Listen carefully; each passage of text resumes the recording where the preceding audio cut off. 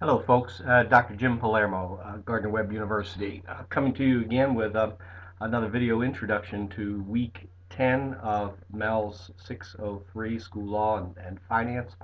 We are two-thirds of the way through this 15-week course, and I hope that you'll do kind of a mid-course correction or two-thirds of the way through the course correction and self-assess and see where you are, particularly on meeting the assignments.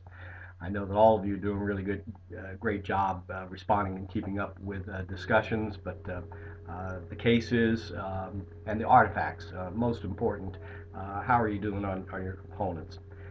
If you have already submitted your skip C, D, and E to me in Blackboard, and if I've told you those are proficient, I hope that you'll now flip over to TaskStream and submit those same three documents, skip C, D, E, to request comments at the formative stage in TaskStream. Only a couple of you have done that to date, but many of you had proficient artifacts, components in the skip, and I hope that you'll switch those over from Blackboard into TaskStream now so that they can become part of your electronic portfolio. We do have the OMA coming up, and haven't spent a whole lot of time discussing or describing those. I think that the rubrics in the MELS handbook are pretty self-explanatory. Those four pieces of the OMA, A, B, C, D, are pretty much standalones, not one big plan. But I hope that you're describing your school, telling about professional development that you've led in B, describing the special programs and how it meets students' needs in C, and describing something about the master schedule or a schedule that you've had your hand in helping with at your school in OMA D. If you have any questions about those, email me directly or call. Got a phone call this week, and always happy to have those, especially during Monday through Friday during office hours. The home telephone number is the best one to reach me Monday through Wednesday. You will be writing a SIAP, number 6, SIAP, S-I-A-P, numbers 6D and E. So don't get behind. That's my big message, really, as far as the artifacts this week. Skip should be done, and it should be in your rearview mirror at this point. You should be working on the OMA. The OMA will be due to me in Blackboard in 2 weeks, and if you want to submit those earlier, I hope that you will do so. So you should be working on your OMA. In addition to the readings and the PowerPoints that are in some of the content for the next couple of weeks, primarily focus on the discussions, please. And I have opened them up several weeks in advance. Daniel's getting married and asked for some more time on those discussions, so I've opened several discussions up that will be open for several weeks into November. And well, I'm glad that I did that because I messed up on one of the discussions for last week. So let's go there.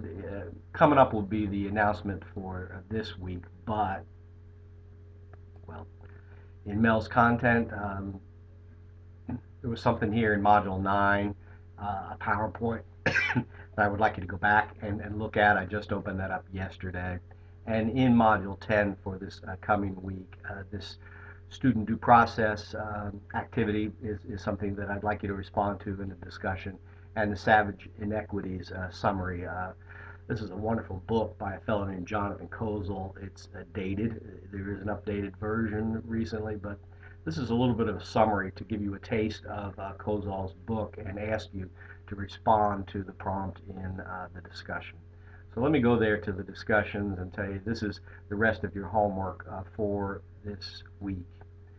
Again, I messed up and put the wrong dates on number 9, finances. This is now open. Review the PowerPoint in Module 9, please. And then your assignment is to go to interview someone at your school or a school to find out how the hiring process works at your place. What is the process from posting to interviewing to recommending a position to the superintendent? I hope you know that the school board hires and fires in the state of North Carolina. Principals don't hire, make a recommendation for employment. But what are the other steps? What are the processes? What protocols are in place? What forms are in place? How do you hire a new teacher at your school? So find out how that works in your district, please. There are processes and procedures in place in every district. And as a rising site-based administrator, is going to be, well, in human resources, which is the largest chunk of change, the largest amount of money that we spend in schools is on people and salaries. In human resources, I try to think about it in three phases: hiring, getting the new people on board, recruiting, and hiring. Once we have them on board, evaluating. So step two is managing the people that you have and helping to evaluate them, helping to grow them. And step three or phase three is sometimes helping them find other employment. Such that if you do have a teacher, an employee that you need to move out, the process that you take to document and terminate an employee. So human resources, three big phases in terms of the management: hiring, evaluating, and firing. So we'll come back to that, and I asked you to investigate the hiring phase just a little bit in that Module 9, which is just open and will remain open for several weeks now. Then for this week, Module 10, I hope that the due process activity is helpful for you. It uses a Wake County document from our handbook on summary and short-term suspensions. In my experience, many site-based administrators, many of you will, if you follow the traditional career path from teacher to assistant principal to principal, many of you will be doing discipline and be doing suspensions. How to do suspensions legally such that we keep ourselves out of orange jumpsuits and respect the rights, the due process rights of students is important. So here's an example of one set of policies, and it is a suggestion for you to investigate the district, your district policies and procedures for short-term suspensions. My guess is they're going to be pretty close or the same, but find out how things are done in your district so that you can compare. And there is again the prompt for savage inequities. Jonathan Kozol's title gives it away, and I will tell you that my liberal bent, I agree with Jonathan Kozol, but that doesn't matter.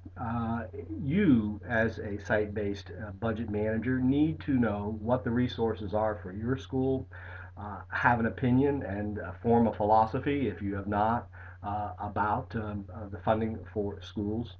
I found some of your responses about vouchers in the discussion a couple of weeks back fascinating and kind of interesting. Perhaps some of you in the future will be leading charter schools or schools funded with public funds that are not traditional K-12 public schools. So go down that road. Know what you believe. That's the most important thing, I think. So explore Jonathan Kozol's philosophy in Savage Inequities. See whether you agree or disagree. Certainly, I'm not going to take credit off for your opinion, but I would like to hear some well-formed, thoughtful response to Kozol and his book. I think that about wraps it up for this week. Again, big picture, you should be working on those OMAs, and I'll be looking for early drafts of the OMAs in Blackboard, as well as your responses to these discussion prompts. Thanks. I hope you have a terrific week. I hope that you saw that I voted early. I think that as a public school administrator, I have an obligation to participate in the civic process. Democrat, Republican, liberal, it doesn't matter what you think.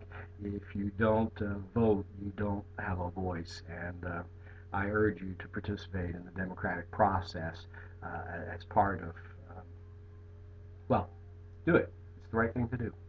Thanks. Have a great week.